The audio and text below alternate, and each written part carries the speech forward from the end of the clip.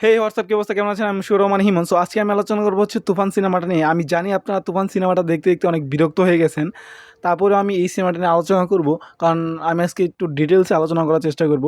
তো যাই হোক, তুফান সিনেমাটা নিয়ে আলোচনা প্রায় ছোটো ঈদের আগের দিকেই শুরু হয়েছে, কারণ ছোটো ঈদের আগে তো রায়হান রাফি একটা পোস্টার রিলিজ ছিল। সো তখন থেকে আসলে তুফান সিনেমাটার হাইপ অন্য লেভেলে চলে গেছে।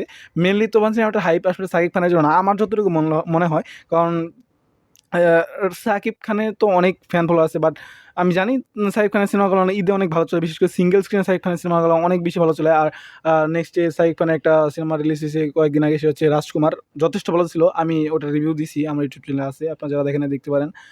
সো আমার কাছে তো অনেস্টলি ওইখানে সাকিব খান তার বেস্টটা দিয়ে অভিনয় করার চেষ্টা করছে। ওটা তার জীবনে একটা বেস্ট সিনেমা ছিল আমার যতটুকু মনে হয় এখনও পর্যন্ত। আর হ্যাঁ, এই রায়হান রাফির সাথে যে উনি কাজটা করতেছে তুফান, এটাও তার জীবনে একটা বেস্ট কাজ হবে। অ্যান্ড এটা তার জীবনের বেস্ট বলতে এটা বাংলা ইতিহাসে একটা বেস্ট কাজ হবে বলে আমি মনে করি। অ্যান্ড এটা আমি না, যারা আসলে টিজারটা দেখছেন তারা সবাই মনে করেন। সো যেহেতু শুট হইতে আগে থেকে এটা অনেক বেশি আলোচনা হইতেছে, অ্যান্ড এই সিনেমার প্রমোশনের কারণে, মানে এই সিনেমাটা একটা হাইপ, এই হাইপের কারণে অন্যান্য সিনেমাগুলো খুব বেশি, মানে অনেকেই জানেই না যে এই সিনেমাটা তাদের সিনেমাগুলো ছুটে রিলিজ হয়েছে এই জাস্ট একটা সিনেমার কারণে।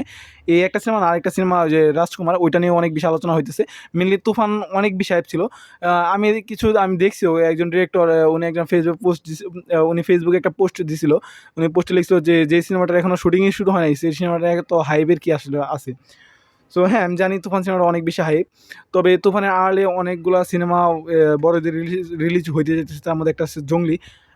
জঙ্গলি একদিকে আসলে আমার কাছে একটু পোস্টারটা একটু কপি মনে হয়েছে, আমি জানি। আহ, তবে আমি যতটুকু আশা করছি সিনেমাটা অবভিয়াসলি কোনো কপি সিনেমা হবে না। জঙ্গলি সিনেমাটা অবভিয়াসলি একটা ভালো সিনেমা। জঙ্গলি সিনেমার তো নায়ক আপনারা সবাই জানেন সিয়াম আহমেদ। আচ্ছা, আরিফিন শুভের একটা পোস্টার রিলিজ হয়েছে, আসলে আমার ওই নামটা আসলে খেয়াল নাই। তো এখন যেহেতু কারেন্টও নাই, আমি আসলে সার্চ করে দেখতেও পারতাছি না। আচ্ছা, তুফানে আসি। তুফানের ডিরেক্টর তো রায়হান রাফি, এটা আপনারা সকলেই জানেন। সো অনেকেই বলতেছে তুফান বা তুফান সিনেমাটা নাকি এটা কেজিএফ বা এনিমেলের কপি। আসলে এটা আমি সত্য কথা বলবো, আসলে এটা কেউই বলতেছে না।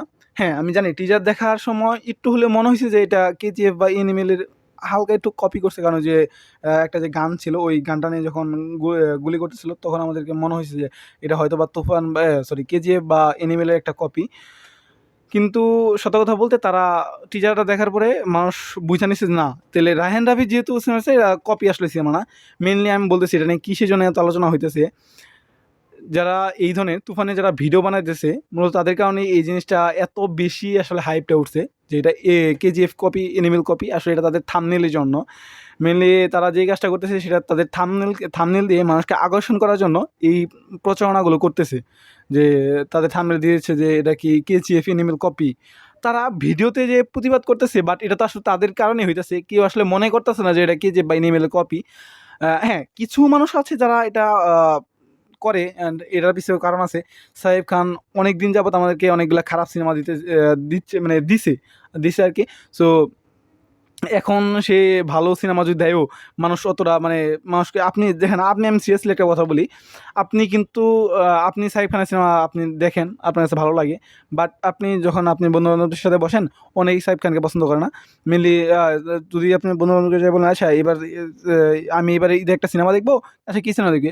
তুফান সিনেমা দেখবো।" "তুফান সিনেমার নায়ক কারা?" সাকিব খান। হালা তুই নায়ক, তুই সাকিব খানের সিনেমা দেখাস?" তখন তো আপনি একটু শরম পাবেন। কারণ এই জিনিসটা আসলে না, সে সাকিব খান আসলে নিজের ইমেজটা নিজেই এরকমভাবে তৈরি করছে। মানে আমাদেরকে বিভিন্ন খারাপ সিনেমা দিতে আসলে তিনি এই পর্যায়ে আসছে। আমার মনে হয় এই জিনিসটা আসলে কাটবে। তুফান সিনেমার পর থেকে এই জিনিসটা সাকিব খানের জীবন আসলে টোটালি বদলায় ফেলবে। আমি রাজকুমার নিয়ে অবভিয়াসলি একটা ভালো রিভিউ দিছি। এটা অনেক ভালো একটা অনেস্টলি বলতেছি, এটা অনেক ভালো একটা সিনেমা। সো তারপরেও কিছু মানুষ আছে যারা আসলে এটা বিশ্বাস করতে চায় না যে সাকিব খান ও একটা ফালতু অ্যাক্টর, ও একজন ফালতু অভিনেতা। তো যাই হোক, আমি যে জিনিসটা বলছিলাম যে মানে তুফান যে কেজিএফ বা এনিমেলের কপি, এটা আসলে মানুষজন খুব কম, মানে বলতে গেলে 100%-এর মধ্যে 10% হয়তো বা এরকম বলতেছে যে এটা কপি। তাছাড়া যেই 90% হাইপটা উঠছে, এটা মেনলি হচ্ছে বিভিন্ন কন্টেন্ট ক্রিয়েটরদের জন্য, যারা রিভিউ দেয়। সো তাদের জন্য আসলে এই জিনিসটা হচ্ছে, তারা তাদের থাম্বনেইলে বিভিন্নভাবে বড় বড় করে টাইটেল লিখে দিচ্ছে এটা কি কেজিএফ বা এনিমেলের কপি, তারপর আবার প্রশ্নবোধক চিহ্ন দিতেছে। সো জিনিসটা আমি দেখি আসলে এটা হচ্ছে একটা মার্কেটিং স্ট্র্যাটেজি যে আমার কাছে একদিক দিয়ে এটা খারাপ হইতেছে। মানুষ যে বিভিন্ন সাংবাদিকটা আবার যে বিভিন্ন অভিনেতাদের কাছে প্রশ্ন করছে, আচ্ছা এটা আপনি কি মনে করেন? তারা আবার বিভিন্নভাবে প্রতিবাদও করতেছে যে আচ্ছা আপনার কি মনে হয় কেজিএফ হচ্ছে ২০০ কোটির সিনেমা আর এটা হচ্ছে ১০ কোটির সিনেমা, আপনি এটা কোন দিক দিয়ে কপি মনে করেন? হ্যাঁ, যে মানে একটা বাজেট একটা ইয়ে আছে। সো আমি মনে করি যে এইসব আলতু-ফালতু পেঁচাল না পারাই ভালো। এইসব আসলে আমি কি বলবো জানি না। সো ভালো। আ আমি জানি এই সিনেমাটা বাংলাদেশের ইতিহাসে একটা বেস্ট সিনেমা হবে। কারণ আপনারা যা টিজারটা দেখছেন আমি অনেস্টলি বলতেছি এটা বাংলাদেশের একটা বেস্ট টিজার হইছে। কারণ এই লেভেলের আসলে কোনো অ্যাকশন সিনেমা আসলে আমাদের বাংলাদেশে নাই। আমরা তো এর আগে অনেক সাকিব খানের সিনেমা দেখছি। যেমন আমি সাকিব খানের একটা সিনেমা দেখছিলাম 'গোলই'। ভাই এত্ত ফালতু একটা সিনেমা আমি হাইপার না হই। সো অনেক ফালতু একটা সিনেমা ছিল। আচ্ছা এই সিনেমাটার আড়ালে বর্তমানে কিন্তু ওটিটিতে অনেকগুলা সিনেমা ওয়েব সিরিজ রিলিজ হইতেছে। আমি ওয়েব সিরিজটা নিয়ে কথা বলি একটু। সেটা হচ্ছে আমি কয়েকদিন আগে ফেসবুকে একটা পোস্ট করছিলাম। সেটা হচ্ছে কংগ্রাচুলেশনস আরএনএর 'কালপুরুষ' চঞ্চল চৌধুরীর একটা ওয়েব সিরিজ। সো আপনারা জানেন যে কারাগারে এর আগে চঞ্চল চৌধুরী অভিনয় করছে অ্যান্ড তার সাথে মাসুম শাহরিয়ার যে কারাগারের যে স্ক্রিপ্ট রাইটার মাসুম শাহরিয়ারের সাথে যে সহযোগিতা করছে উনি কিন্তু বাংলাদেশের বেস্ট কন্টেন্ট ক্রিয়েটর আরএনএর। সো ওই কারাগার ওয়েব সিরিজটা তো আপনারা যারা দেখছেন তাদের কাছে তো অনেস্টলি ভালো লাগছে। আমার কাছে অনেস্টলি ভালো লাগছে অ্যান্ড এই কালপুরুষও কিন্তু আপনার আরএনএর কিন্তু এই কালপুরুষের স্ক্রিপ্ট রাইটার হিসেবে সহযোগিতা করছে। আমি আসলে স্ক্রিপ্ট রাইটারের নাম জানি না। জানলে অবশ্যই আমি আপনাদেরকে জানাবো। আর হ্যাঁ, আমার ভিডিও এখন নিয়মিত আসে না। আ নিয়মিত আসে না বলতে গেলে আমি এখন নিয়মিত দিতেও পারবো না। কারণ আমার এক্সাম চলতেছে। আমি পড়াশোনায় একটু ব্যস্ত আছি। সো আজকে বেশি কথা বলবো না।